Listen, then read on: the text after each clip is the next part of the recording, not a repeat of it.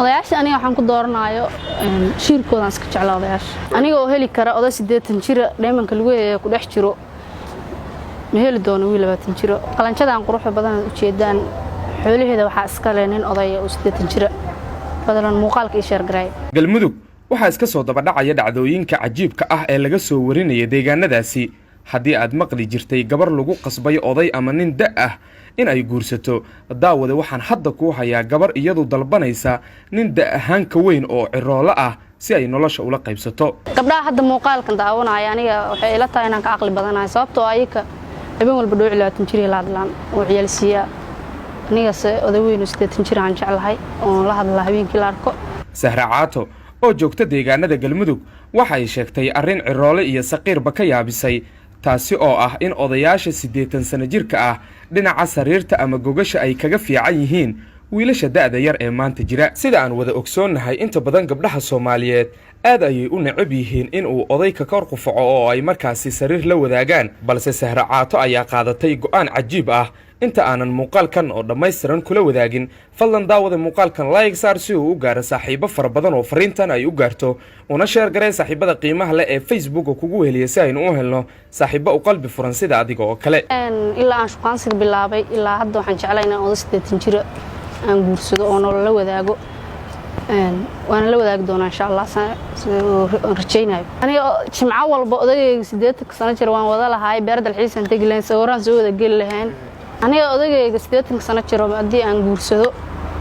magaalada afkas waa qacanta ku dhigan la mar laasash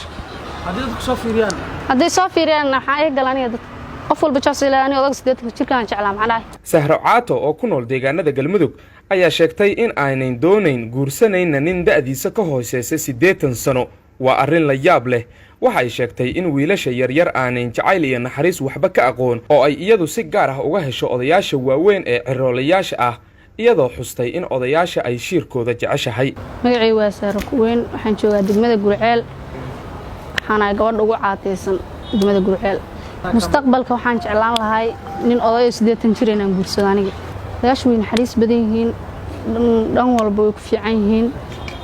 odayaashu wax garad waaye dhooc 20 jir oo aniga ugu faca ma doonayo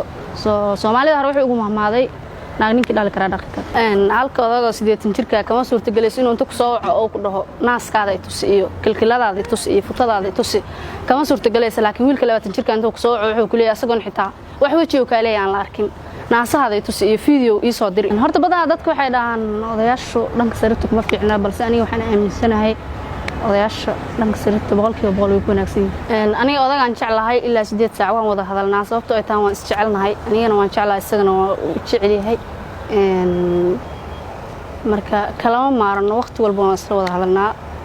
habeenkiina badanaa waan wada hadalnaa ilaa adiga 8 saac laga gaarayo waan hadalnaa hooy dhalinyaro aniga hay soo wicinina taleefankii waa iga dafideen aniga wiil dhalinyaro inuu isoo waco ma doonayo halka oday 80 jirka oo jecelaha iga badan aniga oo heli kara oday 80 jir dheemanka lagu yeeyo ku dhex jiro ma heli doono wiil 20 jir qalanjadan quruxda badan u jeedaan xoolaheeda waxa iska leenin oday oo 80 jir badalan muuqaalka iyo sheergaray